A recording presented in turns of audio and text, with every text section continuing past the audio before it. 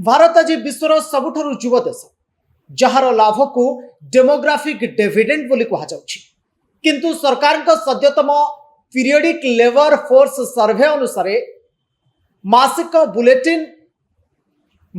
Bulletin को जदि आप परिलक्षण करेंगे देशर बेकारी हार पुणी थे चिंताजनक भाव बढ़िबार लगी। सांप्रतिक स्थिति 2025 मसीहा शेष सुधा बेकारी हार किछि मात्रा ह्रास पाइथिले मध्य 2026 मार्च मासरे समग्र भारत में बेकारी हार पुणी वृद्धि पाई 5.1% पहुंची। सहरांचल बनाम ग्रामांचल कथा जदि आमे देखिबा ताहले ग्रामांचल में बेकारी हार 4.3% थिबा बेले सहरांचल में यह सांघातिक भावे 6.8% रही।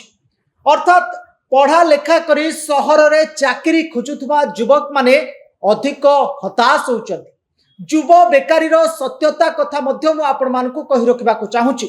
सबुठारु बड़ झटका देछि युव बेकारी हार 15 रु 29 वर्ष जे मानकु आमे युव बेकारी रे परिगणना करू 2026 मार्च सुधा भारत रे युव बेकारी हार 15.2% को वृद्धि पाइछि। यह सह देशर प्राय 25% युव पीढ़ी NEET कैटेगरी रे आसंती अर्थात नॉट एम्प्लॉयमेंट एजुकेशन और ट्रेनिंग श्रेणीभुक्त अर्थात सेमाने ना पाठ पढ़ी ना कौनसी तालीम नहीं ना चाकरी करुछंती। आसंतु ही संकट को टिके गंभीरतार सह आलोचना करबा।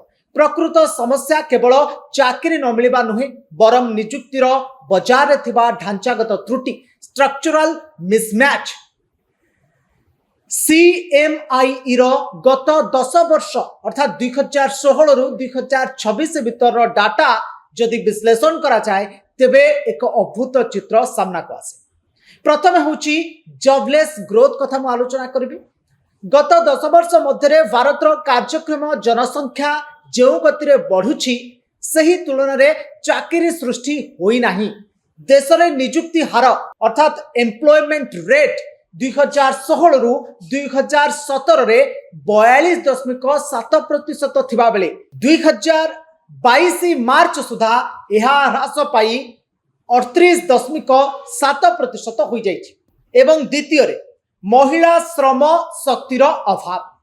भारतर महिला माने आर्थिक मुख्य स्रोत दूरे जाउछंती।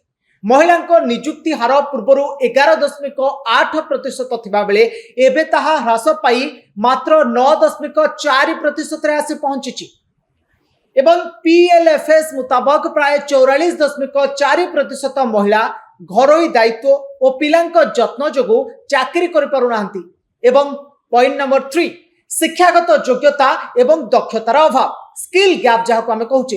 आश्चर्यजनक कथा होची जो माने जेते अधिक पढ़ुचंती सेमानकु चाकरी मिलिबा सेते कष्टकर हो पड़ुछि।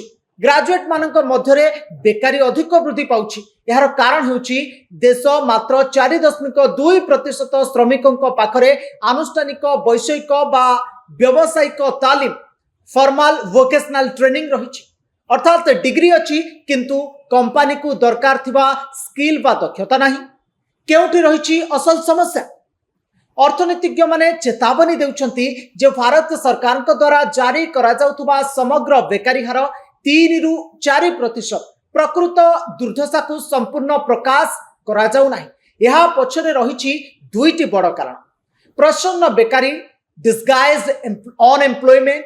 आज भी भारतर प्राय 43% श्रमिक कृषि क्षेत्र उपरे निर्भरशील। दर्शक बंधु बिलरे जोठी 2 जनकर काम सेठारे गोटिए परिवार अर्थात गोटिए परिवार रे 5 रु ऊर्ध्व लोक रही तो 5 जन लोक गोटिए चाष जमी उपरे निर्भर करी काम करते। सेमाने निजको नियोजित बोली कहि थांती किंतु सेमानकर उत्पादन क्षमता शून्य रही है। दर्शक बंधु कम वेतन और अण आनुष्ठानिक काम चाकरी न पाई युवा पीढ़ी सेल्फ एम्प्लॉयमेंट बा जोमाटो स्विगी भली गिग इकोनॉमिक रे डिलीवरी बॉय भाव में काम करुछंती।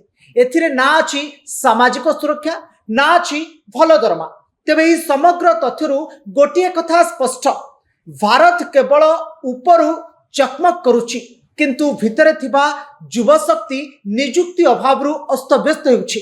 जदि आमे केवल जीडीपी रो अभिवृद्धि को देखि खुशी हेबा एवं प्रति वर्ष श्रम बाजार को आसुथुबा कोटी कोटी युवकों को सम्मानजनक चाकरी देई परिबा नाही, तेबे एही डेमोग्राफिक डिविडेंड दिने डेमोग्राफिक डिजास्टर बा सामाजिक विपर्यय रे परिणत हेबो।